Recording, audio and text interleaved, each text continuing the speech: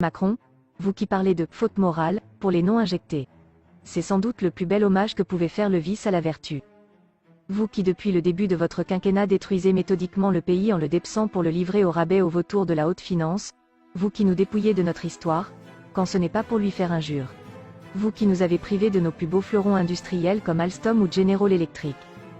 Vous qui de par votre indécent et somptuaire train de vie faites honte à votre fonction, avec vos caprices de petits poudrés, de roitelets parvenus et toutes les extravagances décoratives de votre Pompadour de Brigitte, qui joue aux grandes marquises en étalant toute son indécence sur les couvertures glacées des magazines de la presse People de caniveau de Mimi Marchand. Nous le peuple des gens qui ne sont rien, en avons soupé de vos délires esthétiques qui sont aussi douteux que votre sens de l'éthique. De la vaisselle dorée relookée en passant par la tapisserie moderne ou les tableaux criards signés par le dernier scribouillard tendance du tout Paris. Et que dire de vos fêtes de la musique, qui dénotent tant et nous jouent une drôle de partition cacophonique, avec leur orgie de mauvais goût aux allures de bacchanal dignes d'un empire putride en pleine décomposition.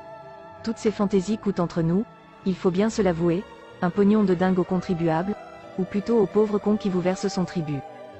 Vous aussi qui en douce avez fait euthanasier bon nombre de personnes âgées à coups de protocole, Rivotril, en les privant de soins et d'affection, en les laissant s'éteindre entre quatre murs dans le désespoir de l'isolement, coupés de leurs proches, mais avec les normes de distanciation sociale en vigueur rigoureusement respectées. Parce qu'il faut bien comprendre qu'en Macronie, on achève bien les petits vieux et leurs bouches devenues inutiles au grand capital. Finalement, vous êtes toujours fidèle à votre ligne de conduite, à votre code du déshonneur, c'est-à-dire impitoyable en toutes circonstances avec les faibles, et faible avec les forts. Vous qui de surcroît avez fait bloquer les nombreux traitements précoces efficaces et peu chers comme l'ivermectine ou l'hydroxychloroquine, pour nous imposer à marche forcée et en dépit du bon sens cette injection hasardeuse, cette soupe chimique concoctée à la va-vite dans les chaudrons de Big Pharma avec des effets secondaires potentiellement dévastateurs et qui a déjà causé un nombre de morts inédits dans toute l'histoire vaccinale. Vous qui en pleine pandémie, avez continué à consciencieusement détruire l'hôpital public, en supprimant des milliers de lits, tout en promettant avec aplomb le contraire, et en virant comme des malpropres tant de respectables soignants, en prenant bien soin de les laisser sans la moindre ressource, histoire de leur faire payer à la hauteur de votre orgueil leur effronterie et leur insoumission. Ces mêmes soignants que vous avez dans un premier temps fait applaudir tous les soirs, de manière bien hypocrite pour mieux servir les intérêts de votre agenda. Avec le cynisme effroyable qui vous caractérise, vous avez désactivé ces malheureux dans la plus parfaite indifférence, comme on appuierait sur la touche « Delete » d'un ordinateur pour effacer une variable d'ajustement. Désormais c'est clair, on l'aura compris, c'est votre modèle de société pour votre start-up nation. La désactivation, ou la soumission, le « en marche » ou crève. Le seul crime de ces soignants réfractaires se résumant à ne pas vouloir se prêter au jeu du cobaye pour Big Pharma en jouant à la roulette russe avec leur santé. Pourtant en toute logique, quand on ne traite pas délibérément les malades en interdisant formellement aux généralistes de prescrire, quand on ferme les lits d'hôpitaux et qu'on se débarrasse de bon nombre de personnels soignants, on ne peut alors décemment plus se plaindre de la saturation des services de soins et encore moins en reporter la faute sur une victime expiatoire, se défausser de son écrasante responsabilité avec un bouc émissaire tout trouvé. Mais associer décence et cohérence avec Macron, cela relève de l'oxymore. Votre vision politique évoque celle de l'empereur Néron incendiant Rome au son de sa lyre et faisant, en véritable pompier pyromane, une grande fournaise et un feu de joie de la cité. Vous aussi, qui par votre folle politique maltraitez les enfants dans vos institutions, les plongeant au quotidien dans la terreur, dans un univers devenu toxique où à présent l'on n'apprend plus la socialisation mais la peur de l'autre, en les culpabilisant à outrance de mettre en danger leurs grands-parents. Vous qui leur imposez le port quotidien de cette muselière, de ce grotesque torchon déshumanisant, aussi efficace qu'une passoire le serait pour retenir des grains de sable. Ce bout de tissu qui masque les sourires mais dévoile le vrai visage hideux de la dictature, cet uniforme de la conformité et du formatage précoce, qui les coupe de leurs émotions et éteint leur joie de vivre, qui réduit dramatiquement leur capacité cognitive, de langage et d'apprentissage. C'est également vous qui d'ailleurs, hasard du calendrier sans doute, avez bien pris soin de faire interdire l'école à la maison, pour que ces enfants ne puissent surtout pas se soustraire à cet enfer, à ce cauchemar totalitaire, au prétexte d'éviter les dérives sectaires et le séparatisme pour finalement mieux leur apprendre à bien se distancier les uns des autres. Quelle cruelle ironie, mais dans ce climat anxiogène des plus délétères, votre école à la dérive n'aurait-elle pas, sous l'impulsion de ce virus à la folie contagieuse, soudainement muté en la plus inquiétante des sectes? Une secte où l'on endoctrinerait en boucle à la nouvelle religion de peur, jusque dans les manuels scolaires, dans les copies des élèves, ou dans les punitions de colle sanctionnant un port du masque jugé trop lâche, ou une furtive bouffée d'air pur prise à la dérobée. Une organisation sectaire, où comme dans toute bonne dictature, l'on apprendrait dès le plus jeune âge la bonne soumission à l'ordre sanitaire, le sens du sacrifice individuel au nom de l'intérêt commun supérieur, l'abandon des droits au profit des devoirs, ainsi que le bienfait de la suspension des libertés fondamentales au nom de la sécurité de tous? Vous toujours, qui vous entêtez maintenant à vouloir piquer nos gosses comme du bétail, en hypothéquant sur leur avenir avec ces produits expérimentaux, encore faut-il le rappeler, en phase de test clinique de stade 3 et en autorisation conditionnelle de mise sur le marché. Ce qui veut dire, sans avoir le moindre recul à moyen et à long terme, alors qu'ils ne risquent strictement rien de cette maladie, dont la virulence est actuellement rendue à celle d'un mauvais rhume avec le dernier variant en date, Omicron, que vous nous aviez pourtant vendu comme une résurgence de la peste noire, mais qui se révèle n'être au final qu'une tempête dans un verre d'eau. Vous, qui n'hésitez donc pas à sacrifier les plus jeunes sur l'autel des profits astronomiques de Big Pharma, ces enfants qui ont pourtant toute la vie devant eux afin de protéger les anciens, qui ont déjà bien vécu, une hérésie qu'aucune civilisation n'avait osé faire auparavant. En somme, dans cette affaire, vous êtes une sorte de docteur Folamour sans amour, qui serait conseillé par un carteron de docteur Mabuse perclus de conflits d'intérêts. À en juger par vos différentes interventions publiques depuis près de 2 ans, on se demande si on a encore en face de nous un président de la République, et non pas un représentant de commerce à la solde des labos pharmaceutiques. Un chargé d'affaires, Pfizer, qui voudrait à tout prix nous refourguer, tel un vulgaire marchand de tapis, sa mauvaise camelote, allant jusqu'à se lancer dans des placements produits sur la plateforme TikTok pour appâter les plus jeunes dans une improbable opération séduction. Un spectacle aussi affligeant que pathétique. Mais il faut reconnaître qu'en matière de placement de produits, vous avez une expérience qui force le respect, puisque vous avez vous-même été propulsé à la tête du pays comme un paquet de lessive révolutionnaire dans ce qui s'apparente à un coup d'état médiatique indécent.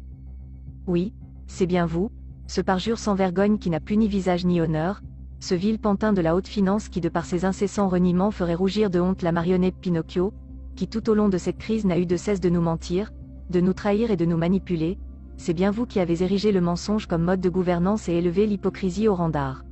La seule vérité qui sera jamais sortie de votre bouche pendant cette crise reste encore sans doute votre fameux « Nous sommes en guerre », scandé à 6 reprises sur un ton martial. Manifestement, avec le recul, il nous fallait interpréter cette déclaration d'ouverture des hostilités comme une guerre de nouvelle génération livrée, non contre un virus inconnu mais faiblement létal, mais directement contre le peuple dans son ensemble. Oui, c'est encore vous, ce narcisse à l'ego hypertrophié, puant de cynisme, animé d'une morgue et d'un mépris de classe totalement décomplexé, qui nous dispense avec un culot monstre ces leçons de moraline. Tout simplement indécent et obscène. Oui, président, tenez-vous-le pour dit, je vomis votre morale de pervers narcissique qui a le goût du soufre et du sang, ou plutôt votre absence totale de morale, votre nihilisme jusqu'au boutiste. Je vous exècre à tout jamais, vous et votre misérable clique de sinistres, votre cour de parvenus sans cœur, ce cortège improbable d'opportunistes ambitieux, ce balai insupportable de voyous et de vauriens, de suiveurs sans épaisseur, tout ce ramassis infect de médiocres, de sots et de sottes, de pieds nickelés arrogants et d'insignifiants sans conscience ni consistance. Il ne m'inspire désormais plus que dégoût et profond mépris. Quelle humiliation et quelle grotesque et sinistre farce que de se voir dicter sa vie par un tel aréopage de clowns aussi médiocres. Cela fait sans doute partie de l'impitoyable guerre psychologique qui nous est livrée. Je n'arrive même plus à tendre fébrilement l'oreille pour les écouter afin de prendre connaissance de leur dernier délire totalitaire du jour, c'est au-dessus de mes forces. Interdiction formelle de manger des chips ou de boire dans un train, interdiction de boire debout dans un bar, interdiction de danser en boîte de nuit, mais possibilité de contacts intimes en clubs échangistes, personnel soignant vacciné testé positif autorisé à travailler, mais personnel soignant non vacciné viré sans ménagement et sans la moindre ressource, faire contrôler des passes vaccinaux par des policiers eux-mêmes non vaccinés, passe obligatoire pour tous sauf pour notre personnel politique, j'en passe et des meilleurs. Toute cette folie maquillée en science donne le vertige. Plus de doute, nous avons plongé en Absurdistan, dans le royaume du but, dans un asile psychiatrique à ciel ouvert dont on aurait confié les clés aux plus fous d'entre tous. Macron, votre France, c'est celle de l'injustice sociale, celle du 2 poids 10 mesures permanent, celle où les forces de répression sanitaire alignent des clochards dans la rue avec des amendes de 135 € pour une absence de port de masque, tandis que les élites qui sont bien au-dessus de tout cela, bénéficient de passe-droit et s'en donnent à cœur joie, festoient comme des beaux diables dans des restaurants clandestins, dans de bonnes adresses de privilégiés où le virus social n'a plus cours. C'est une société de caste, avec d'un côté les grands seigneurs de l'immunité, tant physiologique que politique, et de l'autre côté les impurs, ces intouchables gueux, ces super contaminateurs, ces véritables bombes virales ambulantes qui s'ignorent. Non, décidément, il est heureux de ne pas partager les mêmes standards moraux, que ceux d'un boucher sanguinaire, d'un éborgneur et d'un arracheur de mains, qui a fait massacrer les gilets jaunes en lâchant sur eux son fidèle et féroce chien de garde, le préfet l'allemand et ses troupes enragées. tout en faisant mine dans un vulgaire simulacre de démocratie de prêter une oreille attentive à leurs doléances, vous avez fracassé leurs légitimes revendications, en étouffant dans l'œuf toutes leurs aspirations à une meilleure vie, plus décente et plus digne à coups de gaz lacrymogène, de matraques et de LBD. En bon démocrate, l'usage disproportionné et asymétrique de la force est votre seule approche du dialogue social. En réalité, ne rien avoir en commun de votre conception morale, c'est une distinction et un suprême honneur. C'est notre légion d'honneur à nous et elle ne saurait se réduire à une insignifiante breloque bling-bling vermoulue et dispensée aux plus corrompus de votre caste, adressée en forme de crachat et d'affront ultime au petit peuple. Tel un enfant immature et capricieux emporté par son délire puéril de toute-puissance et ne supportant pas la moindre contradiction, de ne pouvoir tout contrôler, voilà maintenant que dernière infamie en date, vous vous proposez, avec la vulgarité crasse qui vous caractérise, d'emmerder jusqu'au bout ces irresponsables de non-vaccinés. Jusqu'où ira votre jusqu'au-boutisme? Jusqu'au camp de redressement sanitaire? Cela est semble-t-il l'aboutissement de votre projet politique, votre ultime ambition pour parachever votre grand œuvre de destruction. C'est irresponsable, qui ne serait, si l'on s'en fie à votre boussole morale déglinguée et défaillant,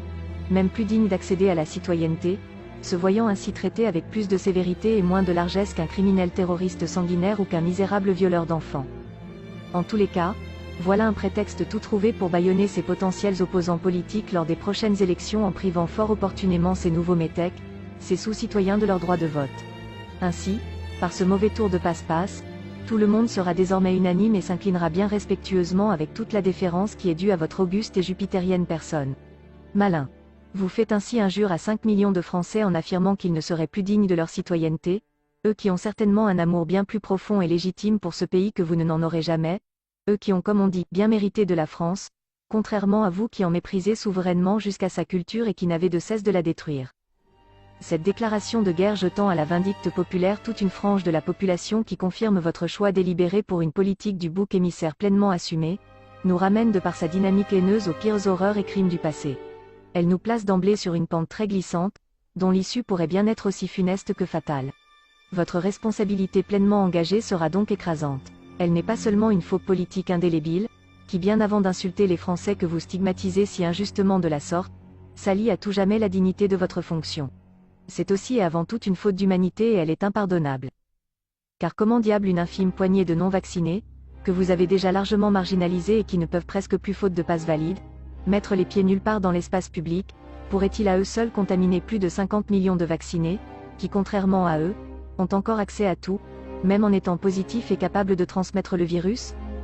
Là où en garant de la cohésion nationale, il vous faudrait en période de crise rassembler et unir, d'une manière parfaitement irresponsable, vous ne faites que toujours plus cliver, alimenter les divisions, vous attisez les haines et les tensions, vous fracturez la nation comme jamais auparavant, semant avec votre venin tel un sournois serpent les graines de la discorde et de la zizanie jusqu'au cœur même de nos familles, en s'insinuant jusque dans nos foyers à l'occasion d'un repas de Noël sous haute tension.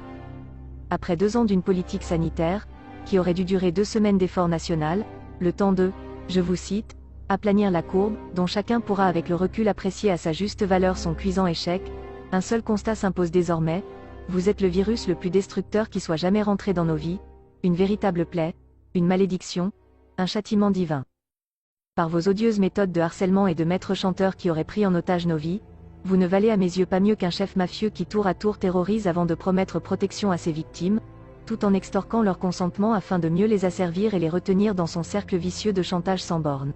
Ainsi, de dose en dose, vous soumettez et violez toujours plus nos corps et notre liberté de conscience, en faisant peser sur nos malheureuses têtes l'épée de Damoclès d'une mort sociale sans autre forme de procès. Après avoir privé notre pays de toute forme de souveraineté, c'est donc maintenant directement à la souveraineté de nos corps que vous vous attaquez.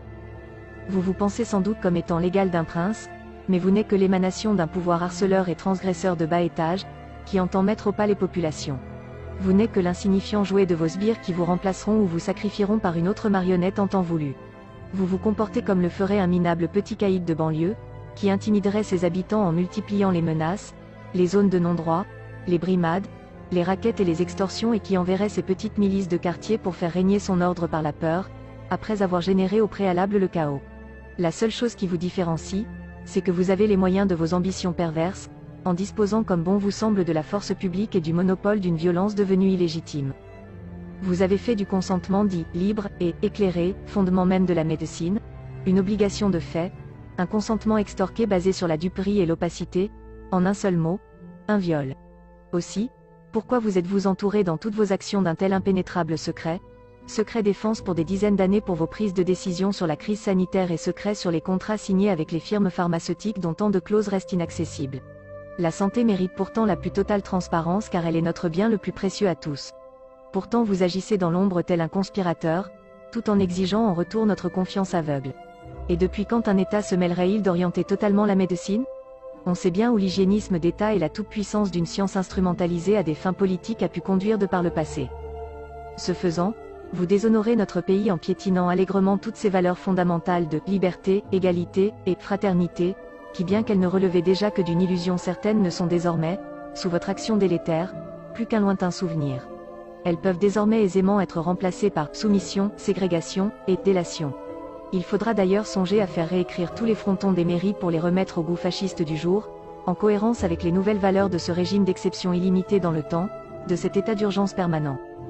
Vous êtes le fossoyeur de cette démocratie en phase terminale. Vous avez réduit notre citoyenneté à des doses d'injection de produits pharmaceutiques et à 3 mois, c'est dire le degré d'estime que vous portez en réalité à la démocratie et à ses citoyens, ainsi qu'aux fameuses valeurs de la République dont vous vous gargarisez tant sur le papier tout en feignant d'en être le garant. Une chose est sûre, si vous faites mine de tant vous préoccuper de la santé et de la vie de vos concitoyens, toutes vos prises de décision et vos actions démontrent sans l'ombre d'un doute qu'en réalité vous méprisez la vie humaine au dernier degré et que le moteur de votre action est politique et non sanitaire. Vous parlez comme un ange, mais vous agissez comme un assassin. Enfin, sachez que si je suis déchu de ma citoyenneté parce que je réprouve jusqu'au plus profond de mon âme et de mes tripes ces politiques criminelles et parce que je refuse de me soumettre à toute cette folie ambiante, à cette contagion délirante hystérique savamment entretenue et orchestrée par vos médias de propagande aux ordres, ce n'est pas grave, car après tout, je n'ai finalement plus rien en commun avec ce à quoi vous avez réduit ce beau pays qui jadis faisait encore ma fierté, à savoir une tyrannie hygiéniste à visage sanitaire profondément inhumaine. Je me sens déjà totalement étranger avec cette nouvelle réalité monstrueuse, cette anomalie de la raison, cette nef des fous en perdition qui prend l'eau de toutes parts et dont vous êtes l'un des infernales chefs d'orchestre et maîtres d'œuvre. Vous avez rendu ce pays invivable, irrespirable et suffocant. Mais n'en doutez pas, tôt ou tard, vous aurez rendez-vous avec l'histoire pour rendre compte de tout le mal que vous aurez infligé à tant de familles, de toutes ces victimes collatérales engendrées par vos prises de décision irresponsables, de toute cette souffrance et de ces drames humains générés, et si d'aventure la justice temporelle particulièrement défaillante en ces temps de corruption généralisée ne remplit pas son office, vous aurez tout de même à en répondre devant l'Éternel, car sachez qu'avec votre morale d'ordre supérieur, vous ne l'emporterez certainement pas au paradis. Dieu voit tout et chacun sera jugé selon ses œuvres. Et force est de constater que la vôtre ne produit que des fruits infertiles, bien pourris et au goût infect. Au moins dans ce chaos à venir, il me restera encore ma dignité, une notion qui manifestement vous échappe totalement et elle n'a pas de prix. Avec mon plus profond mépris signé, un emmerdeur est fier de l'être.